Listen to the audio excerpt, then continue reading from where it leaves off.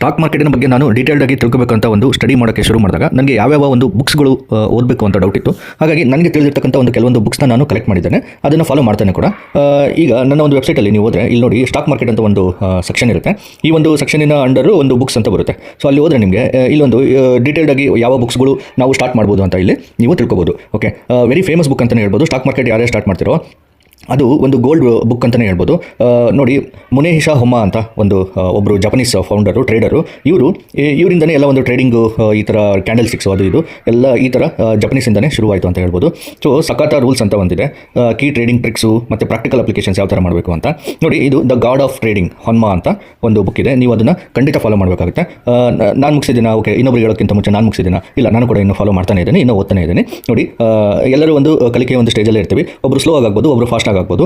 ನೀವು ಕೆಲವೊಬ್ಬರು ಪ್ಯಾರಲಲ್ಲಿ ಜಾಬ್ ಮಾಡ್ಕೊಂತ ಮಾಡೋರು, ಅವರಿಗೆ ಟೈಮ್ ಆಗುತ್ತೆ. ಇಲ್ಲ ಸ್ಟಾಕ್ ಮಾರ್ಕೆಟಲ್ಲೇ ಕೂತ್ಕೊಂಡಿರೋರಿಗೆ ಅವರಿಗೆ ಇವೆಲ್ಲ ಈಸಿ ಆಗುತ್ತೆ. ಬಿಗಿನರ್ಸ್ಗೆ ಕೂಡ ಇವೆಲ್ಲ ಇನ್ಫಾರ್ಮೇಷನ್ ಯೂಸ್ಫುಲ್ ಆಗುತ್ತೆ ಅಂತ ಅನ್ಕೊಳ್ತಾ ಇದ್ದೀನಿ. ಇಷ್ಟಾದರೆ ಲೈಕ್ ಮಾಡಿ, ಶೇರ್ ಮಾಡಿ, ಸಬ್ಸ್ಕ್ರೈಬ್ ಮಾಡಿ. ಹಾಗೆಯೇ ಇಂಡಿಯನ್ ಮಾರ್ಕೆಟು ನಮಗೆ ತುಂಬ ಇಂಪಾರ್ಟೆಂಟ್ ಆಗುತ್ತೆ. ಅಲ್ಲಿ ಕೂಡ ನಮಗೆ ಕೆಲವೊಂದು ಬುಕ್ಸ್ಗಳು ಸಿಗುತ್ತೆ. ನೀವು ನೋಡ್ಬೋದು, ಜಿರೋದಾದರೆ ಒಂದು ವಾರ್ಸಿಟಿ ಅಂತ ವೆಬ್ಸೈಟಲ್ಲಿ ನಿಮಗೆ ಡೀಟೇಲ್ಡ್ ಆಗಿ ಟ್ರೇಡಿಂಗ್ ಬಗ್ಗೆ ಏನೇನು ಕಲಿಬೇಕು, ಯಾವ ಥರ ಸ್ಟಾರ್ಟ್ ಮಾಡಬೇಕು ಅಂತ ಅವರು ಹೇಳ್ಬಿಟ್ಟಿದ್ದಾರೆ. ನೀವು ಅದನ್ನು ಕೂಡ ಚೆಕ್ ಮಾಡ್ಕೋಬೋದು. ಜಿರೋದ ವಾರ್ಸಿಟಿ ಅಂತ ಇದೆ. ಯೂಟ್ಯೂಬಲ್ಲಿ ಕೂಡ ಅವರ ವೀಡಿಯೋಸ್ಗಳಿದ್ದಾವೆ, ಅದನ್ನು ಕೂಡ ಫಾಲೋ ಮಾಡ್ಬೋದು.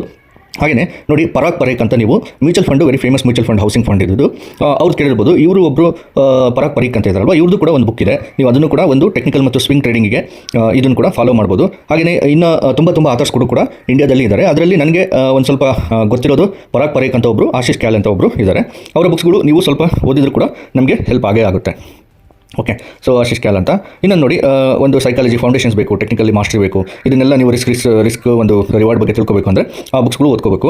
ಹಾಗೆಯೇ ಇನ್ನು ಕೆಲವೊಂದು ಬುಕ್ಗಳು ಏನು ಅಂತಂದರೆ ಟ್ರೇಡಿಂಗ್ ಇನ್ ದ ಜೋನ್ ಅಂತ ವೆರಿ ಫೇಮಸ್ ಮಾರ್ಕ್ ಡೌಗ್ಲಾಸ್ ಅಂತ ಒಬ್ಬರು ಇದ್ದಾರೆ, ಅವರು ಬರೆದಿದ್ದಾರೆ. ಇದನ್ನು ತುಂಬ ಜನ ಫಾಲೋ ಮಾಡ್ತಾರೆ ಈ ಒಂದು ಬುಕ್ಸ್ನ. ಓಕೆ, ಈ ಒಂದು ಬುಕ್ನ ತುಂಬ ಜನ ಫಾಲೋ ಮಾಡ್ತಾರೆ. ಹಾಗೆಯೇ ಡಿಸಿಪ್ಲಿನ್ ಟ್ರೇಡರ್ ಅಂತ ಇನ್ನೊಂದು book, again it is written by Mark Douglas and Paula Webb ಅಂತ ಒಬ್ಬರು PhD ಮಾಡಿರೋರು ಇದ್ದಾರೆ. ಸೊ ಈ ಬುಕ್ಸು ತುಂಬ disciplined trader, trading in the zone, ಇದು ತುಂಬ ಹೆಲ್ಪ್ ಆಗುತ್ತೆ ಅಂತ ತುಂಬ ಜನ ಮಾರ್ಕೆಟಲ್ಲಿ ಸಜೆಸ್ಟ್ ಮಾಡ್ತಾರೆ. ಈ ಒಂದು ಬುಕ್ಸ್ಗಳನ್ನ ನೀವು ಫಾಲೋ ಮಾಡ್ಬೋದು.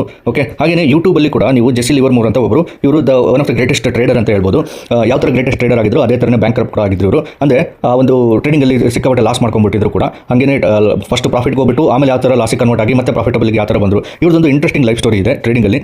ನೀವು ಇವ್ರದ್ದು ಒಂದು ಯೂಟ್ಯೂಬಲ್ಲಿ ಕೆಲವೊಂದು ಆಡಿಯೋಗಳು ಇರ್ತವೆ, ನೀವು ಕೇಳ್ಬೋದು. ಇಲ್ಲ ಅಂತಂದರೆ ಅವ್ರ ಬಗ್ಗೆ ರಿಸರ್ಚ್ ಮಾಡಿ ನಿಮ್ಗೆ ಗೊತ್ತಾಗುತ್ತೆ. ನೋಡಿ, ಎಲ್ಲ ಸಿಗುತ್ತೆ. ಈಗಿನ ಒಂದು ಆರ್ಟಿಫಿಷಿಯಲ್ ಇಂಟೆಲಿಜೆನ್ಸ್ ಒಂದು ಯುಗದಲ್ಲಿದ್ದೇವೆ ನಾವು. ಈ ಒಂದು ಎರಡಲ್ಲಿ ನಿಮಗೆ ಆನ್ಲೈನಲ್ಲಿ ಏನು ಸಿಗೋದಿಲ್ಲ ಅನ್ನಂಗಿಲ್ಲ. ಇದನ್ನೆಲ್ಲ ಫಾಲೋ ಮಾಡಿ, ನನಗೆ ತಿಳಿದಿದ್ದು ಹೇಳ್ತೇನೆ. ನೀವು ಇನ್ನೂ ರಿಸರ್ಚ್ ಮಾಡಿ, ಇನ್ನೂ ಒಂದು ಡೆಪ್ತ್ ನಾಲೆಜ್ನ ಆನ್ಲೈನಲ್ಲೇ ತೊಗೋಬೋದು ಅಂತ ಹೇಳ್ತಾ, ಇಷ್ಟ ಆದರೆ ಲೈಕ್ ಮಾಡಿ, ಶೇರ್ ಮಾಡಿ, ಸಬ್ಸ್ಕ್ರೈಬ್ ಮಾಡಿ. Thank you.